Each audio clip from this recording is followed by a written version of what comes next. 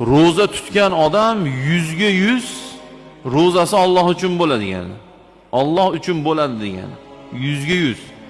Mana ertaga saharlikka turib og'zni bekitdingizmi, iftorlikgacha ro'zani ochadigan ishni qilmadingizmi, iftorda og'izni ochdingizmi, 100% sizni ro'zangiz aniq Alloh uchun bo'ladi.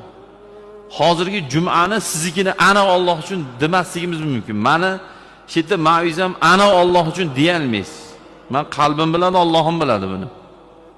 Sizni ham qalbingiz biladi, Allohingiz biladi, Robbingiz biladi. Qalbimiz bilan oradagi Allohimizdagi munosabatni Alloh biladi. Hech kim bilmaydi buni. Lekin ro'za as-sawmuli va ana ajzi bihi degan Alloh. Alloh buni o'zi aytib ham qo'ygan.